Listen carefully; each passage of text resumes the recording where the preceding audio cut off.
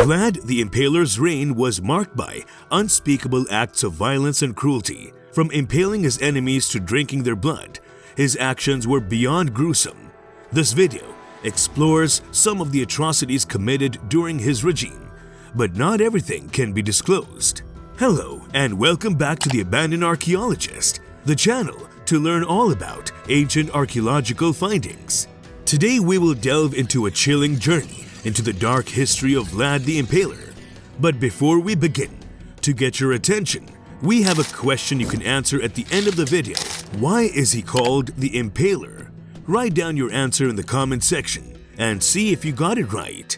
Here we begin. Vlad the Impaler is a notorious historical figure known for his gruesome methods of punishment, particularly impalement. While he is revered for his fear-inducing nickname, the act of impalement is considered barbaric and cruel in modern times. In fact, impalement has largely fallen out of fashion as a means of punishment and torture. Vlad lived during the Middle Ages, when impalement was not unusual punishment, particularly among European rulers. However, the Ottoman Turkish Empire made it a regular practice, and Vlad had been a guest there as a child. Under his rule, poles were cut to about 7 feet tall and 3 inches around, and impalement was used to punish and terrorize his enemies. Now let's understand the gruesome practice of impalement, a torture method employed by some societies in the past. The victim would be lowered onto a sturdy, greased or oiled pole, with one end sharpened but not too sharp to cause instant death. The victim's weight would slowly cause them to descend on the pole, which would pierce their body. Skilled torturers could maneuver the body to avoid piercing vital organs, prolonging the victim's suffering for hours or even days. Vlad, also known as Vlad the Impaler, was a ruler who reportedly impaled tens of thousands of people, including 20,000 in one instance, to deter a pursuing enemy. The forest of impaled bodies was so terrifying that the enemy turned back and went home. Nevertheless, the Sultan of the Ottoman Turkish army respected Vlad's defense of his land, despite the gruesome nature of his methods. Vlad the Man.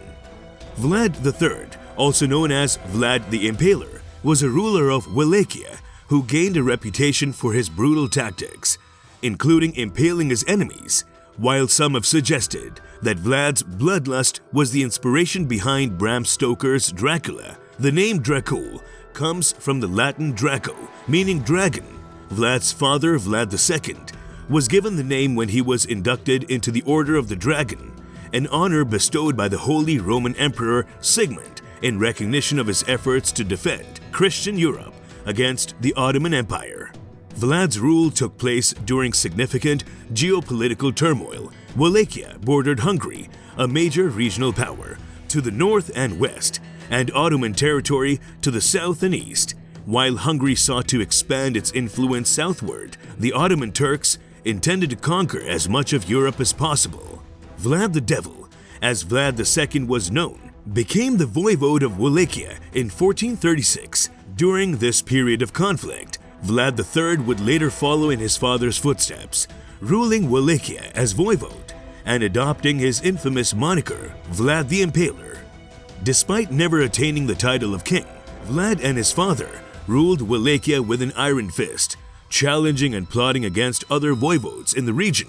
Transylvania, the fabled home of Dracula, bordered Wallachia to the north but was not Vlad's home.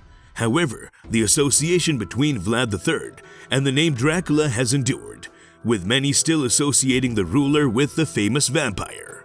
The nobles who plotted against him constantly threatened Vlad's rule, including during his father's reign. Finally, in 1447, Vlad's father was killed, and his enemies installed one of their own as voivode. Matthias, Hungary's king, became Vlad's foe and ally. When Vlad's father was killed, Vlad was a hostage of the Ottoman Turks in Constantinople, along with his brother Radu. However, hostage is somewhat misleading, as important families and rulers throughout history received or exchanged hostages to reinforce written agreements. In this case, Vlad and Radu were sent as assurance that Vlad's father would not act against the Turks in Wallachia or in alliance with other Christians. Hostages were usually treated well educated and provided for, but Vlad's stubborn nature made his case slightly different.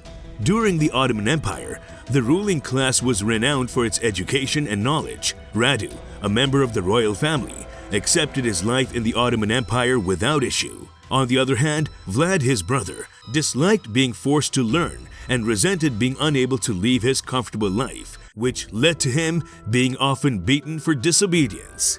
In 1448, after 6 years as a hostage, Vlad was finally released and had a singular goal: to avenge his father's death and become the ruler of Wallachia himself. However, Vlad's path to the throne was not easy. Members of ruling families throughout history have often resorted to violence to take control, and Vlad was no exception. Although he managed to become the ruler of Wallachia in 1448, he was soon opposed by many of the boys, and after a short period, they defeated him. Vlad then fled to Ottoman lands and spent the next 8 years fighting to regain his rightful place as a ruler of Wallachia. The details of Vlad's campaign and exile are complex, involving numerous plots, subplots, and the involvement of different kings, nobles, and others. Alliances and power shifted during this time. In 1456, Vlad found an unexpected ally in János Hunyadi, who had helped to kill Vlad's father and forced him to flee from Wallachia in 1448. Hunyadi appointed Vlad as the defender of the Transylvanian border against the Ottomans. The intricacies of this alliance are unknown, but it is clear that Vlad was willing to put aside his past grievances to regain his throne.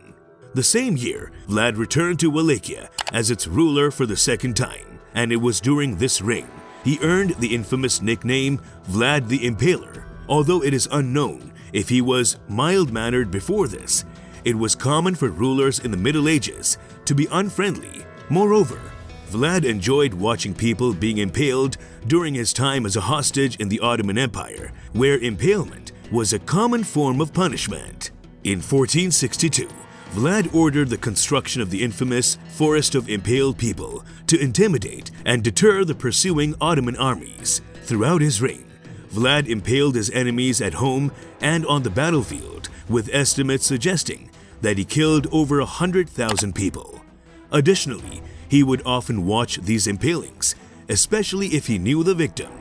Despite his reputation for brutality, Vlad was a proficient warrior who won many battles against the Saxons, Czechs, Slovaks, and Turks. However, his reign was not without its challenges.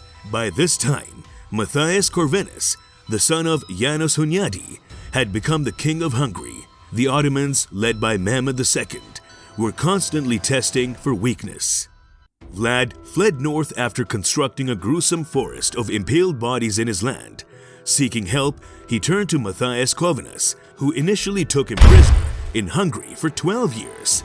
Despite being treated well, Vlad was not allowed to leave due to Matthias not trusting him. Vlad had previously worked with the Ottomans, and Matthias believed loyalty could be easily bought and sold in the Middle Ages. In 1475, Stephen III of Moldavia convinced Matthias to release Vlad and put him in charge of a detachment in Corvinus's powerful army. Finally, in 1476, Vlad and Corvinus's army successfully forced a man named Basarab Leoda from Wallachia's voivodeship, and Vlad became voivode for the third time. Comment below your views, and the answer to our question is: Vlad was known for his favorite method of execution, impaling. He would impale his enemies and display their bodies as a warning to others. Subscribe for more.